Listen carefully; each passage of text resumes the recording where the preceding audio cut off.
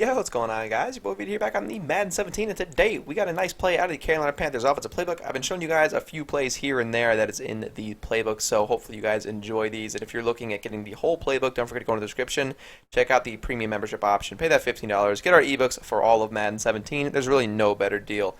So today we are in the gun Trey Y flex, and we're looking at the PA crossers. This is a very, very good play. This is like your deep ball play. And the great thing is, usually the deep ball plays are situational. You could probably come out and run this play more often than not, even out of this formation, and it's just that hard to stop, or people will know what you're running, but that doesn't make it any easier to stop. You have a speed out route. It actually is a speed out route, and depending on how good your tight end route running is, you're going to run it even better. And we can optionally drag him, but we're going to leave him in the speed out for now. And then really you're snapping the ball and you're reading the Y and the B receivers. Sometimes you're going to get open as they break across the middle. Sometimes you're going to get open right as they break.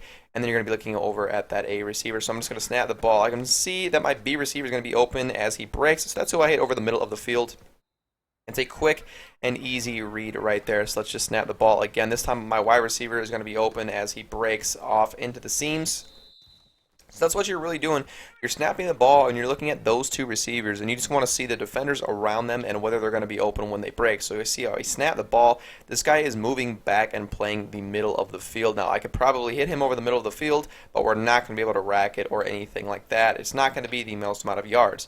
I see this guy. I see him getting bumped by a linebacker. And now I know that a wide receiver is more often than not going to beat a linebacker off of a bump. That he does, and he is wide open in the seams. I'm watching him. As soon as the bump finishes, I'm hitting him, because 99% of the time I run this play, this is exactly what's going to happen. They're going to bump, get a nice release, be open in the seams, because a lot of the times this guy right here, number 52, is actually in a flat route.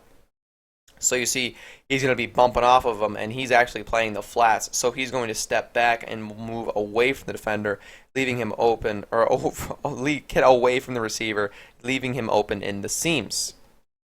So let's go ahead and cancel the play action again, snap the ball, and again, once you're going to see that we get that nice bump release, and he's going to be left wide open in the seams.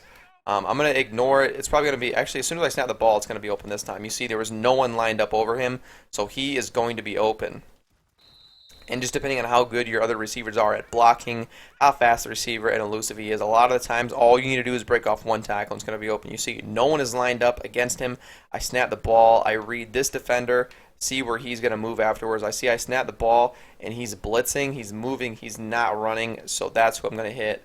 And I'm going to hit him in the seams. So if there's no one lining up over him, odds are he's going to be open when we snap the ball. So let's snap the ball. One defender's either going to have to play the left or the right, so we hit the right side. Now I'm going to pause it and make sure that I show you guys what I mean by that. You guys are seeing that zone is going to get torn between two people. I see it right off the bat. This guy is playing both wide receivers, 81 and number 17. See, I snap the ball. He decides to stick to the outside, so I immediately look to my right receiver to see if he's open. That he is. I see this zone is over here playing at the tight end just in case. So that means that this guy is going to be open as he crosses the middle of the field. That he is, so I hit him. Alternatively, if I felt like waiting, or I thought that I had the time to wait, I might be able to wait for this guy to get that bump and release that they usually get against linebackers, and he's going to be open in the seams. But it just depends on whether you think you have enough time in the pocket or not. I prefer just to hit my first read no matter what. So that's usually what's going to happen. This time at my A receiver, ooh, that was a weird route run, I swear. Usually he's going to get open. That was just, he bumped and released it pretty weird. You just can't count on it every single time. That time we got our B receiver open right there. The middle of the field is wide open right here. We're going to hit our B receiver as soon as he breaks. I'm not too sure what, that might have been a 5-2. I'm not too sure, but he was a wide open. And this is goal line, actually. This is not a goal line play, guys. For sure not a goal line play. But now I'm going to go ahead and look at that out route, the speed out route at my A receiver. That's going to beat a lot of man coverage. You see right there, as soon as he breaks, it's going to be open. Now, alternatively, you could wait for them to get more celebration, but Zach Ertz is not the fastest of guys. So you see he's open right there. But if I don't hit him as soon as he breaks, like that time, I wait a little bit. And because of that, it's going to give Janoris Jenkins enough time to be able to play him. Because like I said, he's not the fastest guy in the world. So this time we're going to Jordan Matthews in the seams. Nice play. Now this play is amazing. It doesn't really require a setup, but I wouldn't want to come out and run this play every single time, because eventually they're going to come out in like some cover 2 and do a pretty good job of containing it. Or they're going to cover that middle route by themselves. But this play destroys man coverage. You see that right there? We made a one guy miss, and then we had the ability to take it all the way. And that's what this play really is all about. You make one person miss, and then you're going to be able to take it all the way. That was a bad pass lead by me. But now we're going to go ahead and slant that A receiver. Now this is what you're going to do if your tight end is just getting locked down by that cornerback, and he's taking away that read completely. Then that's what you want to do. This time our wide receiver is open across the middle of the field. We had all the time in the world to make the read, so that's what happened right there. Like I said, we're going to slant or drag that A receiver, and that's what you do if that A receiver is just not getting open at all. And that's going to pull the zones down and leave the guys open crossing over the middle of the field. So you see I snap the ball. It's going to pull one zone down. My wide receiver was open. I'm not too sure what my block's running back. He's double teaming the defensive tackle for some reason. You know, that's practice mode. The blocking is horrible in practice mode. It's going to happen this time at bump and release with my wide receiver. And he is who you hit a lot. Last year, it was really your B receiver. But this year, your wide receiver gets open the majority of the time. This time, we're going to be hitting our B receiver as he crosses that zone.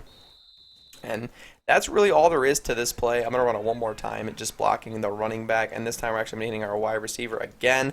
That's really all there is to this play, guys. It's really, really good. You know, very little adjustments to none. You really can run it play action as well. I just prefer not to run it play action. Actually, I don't know what I was thinking right there. I was like, I never ever hit my X receiver. It just looked open right there. But you can run this with play action. I prefer not to. What's cool about this play too is you could audible to it, so it's really good. You never have to come out in this play. I got tons of other plays in this playbook in this formation. So if you guys come out just normally and then you decide, you know, what the look that you like, look that they're giving you isn't what you want for that play. Come out, you know, audible to the PA crossers. For some reason they're gonna flip. That's the weirdest thing. I don't know why they flipped right there. So I'm going to cancel the play action. We're going to run it again.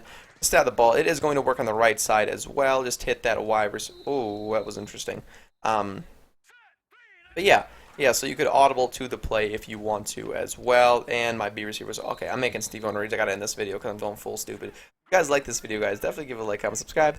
Follow me on Twitter. It's going to be down in the description below. Check out my live streams, twitch.tv/sheriff_VD. Like I said, if you like this play and you're looking for more, some complimentary plays, don't forget to check out that premium membership option in the description below.